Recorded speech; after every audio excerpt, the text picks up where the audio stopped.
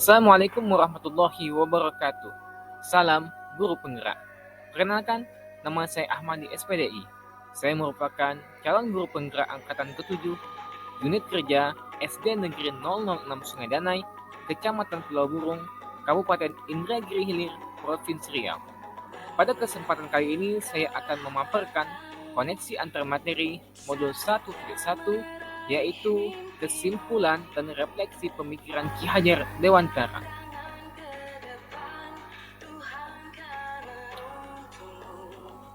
Kata pendidikan dan pengajaran itu seringkali dipakai bersama-sama, padahal kedua kata tersebut memiliki arti yang berbeda. Pengajaran adalah bagian dari pendidikan. Artinya, pengajaran itu tidak lain adalah pendidikan dengan cara memberi ilmu atau berfaedah buat hidup anak-anak, baik secara lahir maupun secara batin.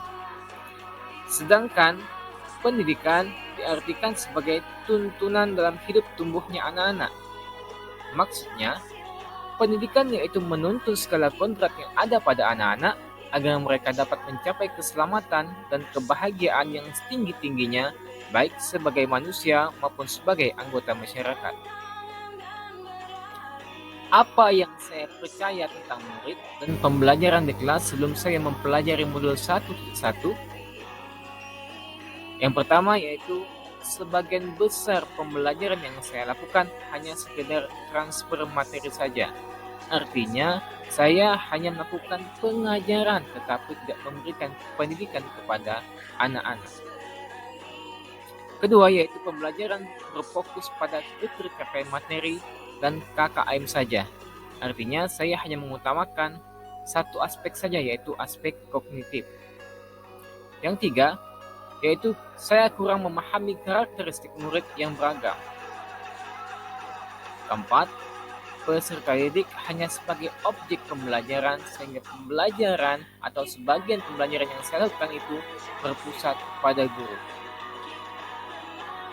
Yang kelima, saya sering memberikan hukuman pada siswa saat siswa tidak mengerjakan tugas. Nah, apa yang berubah dari pemikiran atau perilaku saya setelah mempelajari modul ini? Pertama yaitu saya melakukan proses pembelajaran secara menyeluruh.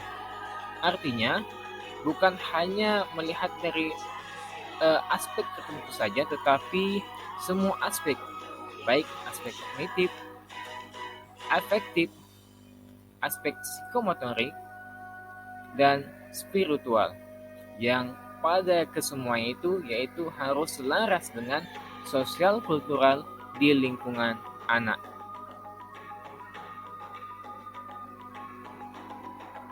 Yang kedua, yaitu memberikan kesempatan murid untuk tumbuh sesuai dengan kodrat yang dimiliki anak masing-masing. Yang ketiga yaitu memberikan pembelajaran yang berpusat pada murid. Yang keempat yaitu memandang murid sebagai subjek pembelajaran, bukan sebagai objek pembelajaran. Yang kelima, yaitu guru bukan satu-satunya sumber belajar. Guru bisa menjadi fasilitator dan banyak sumber-sumber belajar yang bisa digunakan oleh peserta didik.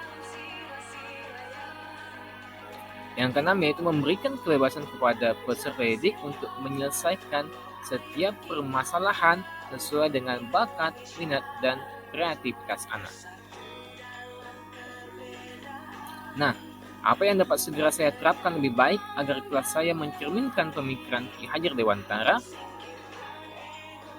Yang pertama, merancang pembelajaran yang interaktif dan menyenangkan yang tentunya melibatkan peran peserta didik. Yang kedua, menerapkan pembelajaran berbasis kearifan lokal dan budaya setempat. Yang ketiga yaitu menerapkan konsep merdeka belajar sesuai dengan minat, bakat, dan kemampuan peserta didik.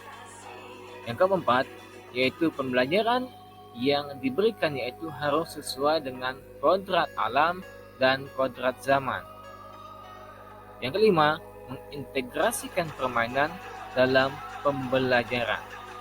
Karena dunia anak adalah dunianya bermain.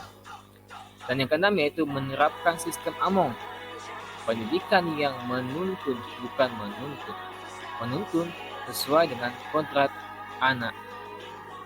Nah, dari itu semua dapat terkesimpulan bahwa pendidikan itu sebagai tuntunan bukan tuntutan. Tuntunan sesuai dengan kodrat anaknya masing-masing. Anak bukanlah tabula rasa. Artinya apa? Anak ibarat semer kertas putih yang sudah memiliki kodratnya masing-masing, namun masih sama-sama.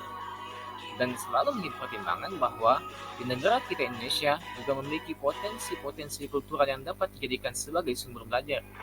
Kekuatan sosial kultural itu menjadi proses menebalkan kekuatan kodrat anak yang masih sama-sama tersebut. Pendidikan sejatinya bertujuan untuk menuntun, memfasilitasi atau membantu anak untuk menebalkan garis sama-sama tersebut agar dapat memperbaiki lakunya untuk menjadi manusia yang seutuhnya. Jadi, anak bukan kelas kosong yang bisa digambar sesuai keinginan orang dewasa. Demikian pemaparan singkat saya. Semoga bermanfaat. Saya ucapkan terima kasih. Salam dan bahagia. Wassalamualaikum warahmatullahi wabarakatuh.